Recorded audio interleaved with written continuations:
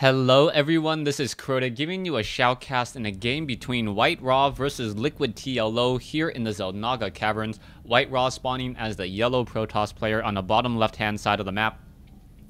Meanwhile, LiquidTLO, the little one, spawning on the top right hand side of the map as the red Terran. And I really wanted to cast this series just to see how TLO perhaps responds or reacts after losing 3 straight games to Zoke.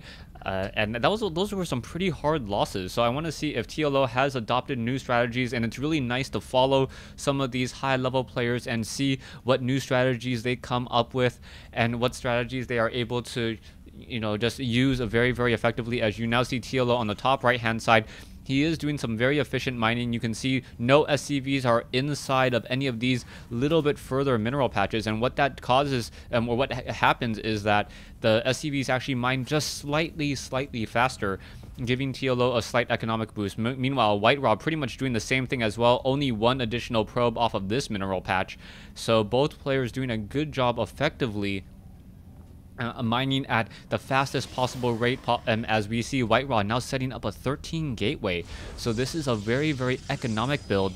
You saw that he chrono boosted out that probe, even though the gateway was not yet completed. And I think that was because of the better returns off of that little bit of micro in the early portion of the game. We are going to see a refinery now coming in by TLO, and we'll see what TLO tries to do here. He is building up a barracks. He is perhaps going to try to train up a marine and try to deny this probe, but the probe will be able to make his way over. The SCV is a little bit closer to the command center, so this SCV will not get harassed all too much, as another SCV can come by and offer some very, very easy protection. SCV is now trying to battle it out over here. It looks like multiple SCVs are going to continue to fight through, as now WhiteRa's probe down to 20 hit points. All of its shields have been depleted, and the probe perhaps is going to sit there for a little while longer, as a second supply depot now coming in from TLO. Meanwhile, back in the base of WhiteRa, we can see that the Cybernetics core is currently being warped in. That second pylon over here off to the north, perhaps to try to intercept or scout out any sort of drops, as we are now going to be training into an early Zealot. It's been very, very common practice as of late to go for a Zealot followed by a Stalker to try to put some early pressure on a Terran player. And it usually works out pretty well unless your opponent has very, very strong micro. Most likely TLO going to be opening up with a Marauder and then perhaps trying to go for a concussive shell right behind it. And I believe he only has 1 SCV on gas right now, so he will have enough to get a Marauder, and now getting that command center up and running. The Zealot already on his way out. The Stalker most likely going to be trained up as well. That Stalker should be able to arrive here in just a moment, as the Stalker does have a fairly decent move speed. WhiteRa, he is going to rally that off to the north as a probe, looking to perhaps set up a nexus as well. WhiteRa simply waiting for those 400 minerals. 1 Marauder is out, and now a Reaper being added. So 2 Marines, 1 Marauder, and a Reaper going to be added. Very effective use of units, as the Marines have a very high DPS. The Marauders are very effective against Stalkers. And then that Reaper, which moves very, very quickly across the map, may be able to get some damage in, as well as the Stalker quickly got sight of the Marines and the Marauders and thought twice about trying to engage. That Marauder would have done a lot of damage with those concussive Punisher grenades, even without concussive shells. You can see an SCV now perhaps trying to scout out a proxy pylon. It looks like this will become a little bit of a longer game, as both players now running off of 2 bases. Or rather will be running off of 2 bases. An orbital command now being upgraded by TLO. You can now see TLO really just trying to macro up. You can see the double tech labs followed with another tech lab. Normally there is a reactor, so a little bit curious as to what TLO is doing, as WhiteRa doesn't know about this bunker over here. This bunker is going to be very, very difficult to break. You can see it only needs another 10 seconds or so to complete. The bunker needing another 20 seconds, so it is going to be a little bit far off. That nexus is going to complete in just a moment, and now reveal that the bunker is over here. Probes are now trying to make their way over, as a Marine and a Reaper are going to be putting down some pressure. There is 3 gateways currently coming in, a 4th gateway coming in as well, as the Marauders and the Reaper and the Marine are in position here. This is going to be very, very difficult to try to bust, as the Marauders do have a very, very far range. those D8 charges also having a range of 6, as the Reapers normally have a range of 5 on those D8 charges, and then will naturally start fighting back against those Zealots as well. More units are still filing in from the north, but I believe WhiteRa does have the advantage right now with that Guardian Shield. SCV is desperately trying to repair as well. Down goes one sentry. It looks like the Stalkers are going to finish off over here, as this SCV will get destroyed in just a moment. Now trying to fight back, and it looks like this bunker down to 18 hit points will get destroyed. A Reaper and a Marine fighting back over here. It looks like this one Stalker, 2 Stalkers left, as Zealots now trying to reinforce as well. So a very, very aggressive push here, as the Marauders do not have concussive shell just quite yet. No, just got it. And now that should be one dead Zealot in just a moment. Now going after the Stalker instead. The Stalker will get destroyed, as now the Zealots are continuing this pressure once more. It looks like this one Marauder trying to run around, trying to maximize the damage, but will not be able to do so, as Marauders are now sitting at the Xel'Naga tower here.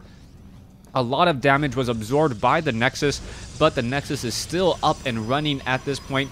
WhiteRa sitting on a very large army, and this was a very smart move by WhiteRa. WhiteRa deciding to not try to tech. A lot of Protoss players, and they fast expand and then try to tech behind it, perhaps into a Twilight Council, perhaps into a robotics facility, and that would have been the absolute worst decision. Those gateway units really fended off this attack well, but now 6 Marauders, fresh Marauders coming in to engage. The Zealots are going to take a lot of damage. One Stalker is destroyed. Another group of Zealots going to get destroyed as well, but there is no stim just quite yet, as a new round of gateway units coming in once more. Stalkers getting exchanged for Marauders. A lot of damage to be had so far, trying to split up.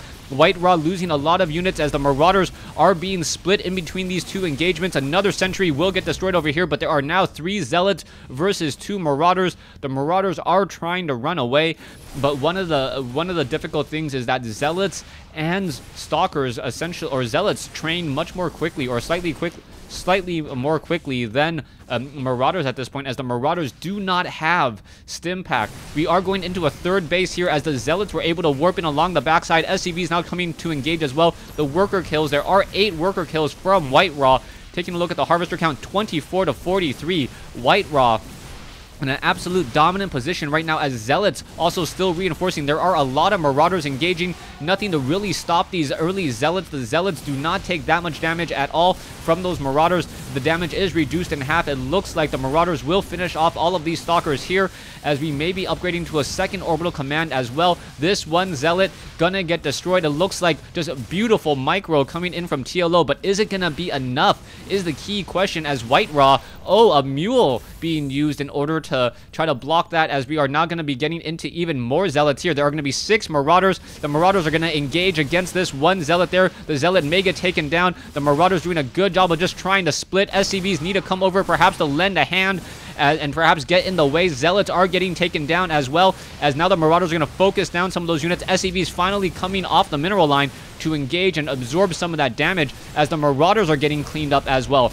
Mules coming back in. There are 3 command centers. TLO having an additional mule should definitely help him, but more units are still warping in right behind WhiteRa, having an almost seamlessly endless number of forces, and still no stim at all. SCVs now being called over. It looks like the Zealots are getting caught up onto those SCVs, but the workers are getting destroyed. 25 worker kills, not good. 20 workers compared to 45. The Marauders are trying to fend off this attack, but the reinforcements are coming in way too quickly, as TLO going to perhaps lose to this very, very aggressive 2-base 6 gateway push. The TLO now trying to fight back over here, even with this additional command center and orbital command. He's going to have a very difficult time. The Marauders going to once again try to re-engage, but there's simply too many Zealots.